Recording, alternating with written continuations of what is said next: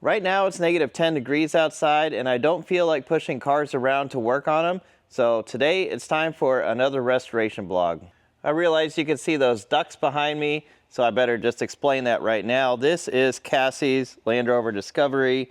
You can tell this one is hers because it has the black on the bonnet, and she also has a winch. Hers is better outfitted than mine. And these ducks are ones that she has been given from other women when they're out four-wheeling together. And she's a fan of Hello Kitty, so there's a Hello Kitty bobblehead on her dashboard. The poor old wrecker is still sitting back here in the corner, but things are going to happen very soon on this vehicle.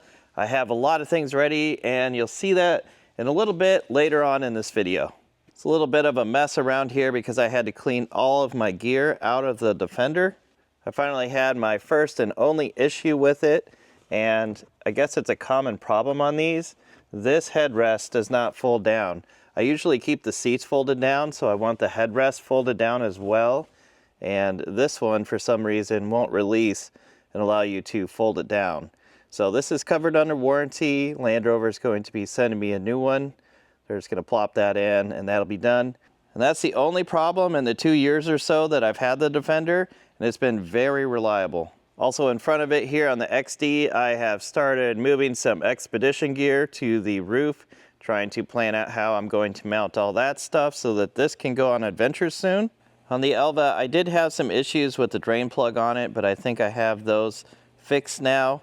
If you remember, when I got this car, the drain plug was taken out of the radiator and it was completely gone, but I think I have the right thing in there now and it's no longer leaking. I did start to fill it with coolant, and I do have a few leaks that I need to address. The thermostat housing is leaking and the side cover also leaking. So I just need to take those off and put those gaskets in. And then I think this car is going to be ready to run on the dyno. I've been a little skittish about this car. When the push rods went bad, I don't want anything to happen to it, so I hope everything works out. And after the dyno run, I can be confident in this car again. And boy, I have learned a lot about the Datsun 280Z GT2 car since my video. When I did that video, I thought I was maybe the third or fourth owner. It turns out I might be the seventh or eighth owner of this car. It has a lot of history that I did not know, but everything in my original video I had gotten right. So this is the car that I thought it was. And believe it or not, this car was actually purple at one time. A few owners after, when you saw it with the Sharp Sight livery, this car was completely purple. And then at some point it turned back to this livery. So it'd be really neat to finally get some pictures of this thing racing in the past. It turns out it has mostly lived on the East Coast as well as down by Road Atlanta. So maybe you have seen this car on the track before in vintage pictures. But there's so much to talk about on this car, I'll be making a full video about it. And look how much wider that wide body kit on the GT2 car is than the standard 280Z. And then here it is again, a car that has been a mainstay on my channel for 4 years now.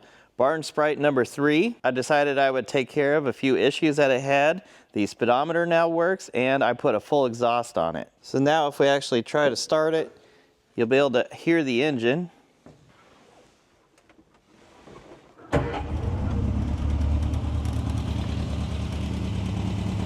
How's that for a nice sound from the exhaust? You can see the brand new muffler there. So this car now has new exhaust all the way from the muffler up to the exhaust manifold. All the proper brackets are there, of course. I know I say this all the time, but this car is for sale. So if you would like to buy it, email me at thisweekwithcars@gmail.com. And then we have this area, and there's a big empty space here. And that's because I have a new project that I'm not ready to share with you yet, but I've been working on it today. It's currently outside, and you'll see that soon. It's also been real cold lately, so there's not as many changes as there usually is. The engine's out of the 80 MGB. A bunch of upgrades happening there. I do have new door panels installed on the Innocenti Spider. Once the seats are done and I have them back in there, I can get back to this car. On the Austin Healey 106, it's almost ready to paint the engine bay. So the engine bay, all this area underneath the cowl will get painted. The floor will be painted. This outer body work here, you do not want to paint this until you're ready to paint the whole outside, but the whole trunk floor can be painted, because the easiest way to do one of these cars is to paint the underside the floorboards, as well as the engine bay, and then get the engine back in it, and then set the entire center section back over the engine because it is so large and hard to get in there. You can see the Bronco in a box is coming along nicely. The doors are even setting in there. The gaps and things are still not quite yet, so there's a little bit of tweaking that still needs to be done here. But this has come a long ways from just a box of sheet metal. On the 63 Corvette, again, not a lot of changes happening. It's real cold outside, hard to get a lot of things done. Then I've been really excited to get this done. This here is the transfer case out of the off-road wrecker, as well as the transmission. Yes, this tiny little transmission is what the Dodge M37s use. But you have to remember, these things have synchros only in 2 gears, so this might be small, but it's very strong. I took these down to Vintage Power Wagons in Fairfield, Iowa. They not only have huge warehouses full of Power Wagon parts, but they also have a huge junkyard for those really hard to find pieces. And I'm not getting anything for saying this, but if you need any parts for any model of Power Wagon, check these guys out. And then over here is the rebuilt Flathead Engine that I found on Facebook Marketplace. It now has my high performance cam in it. Everything's been checked and adjusted, and I've painted it back to olive drab because I think it's really neat to be running that thing with an original style engine.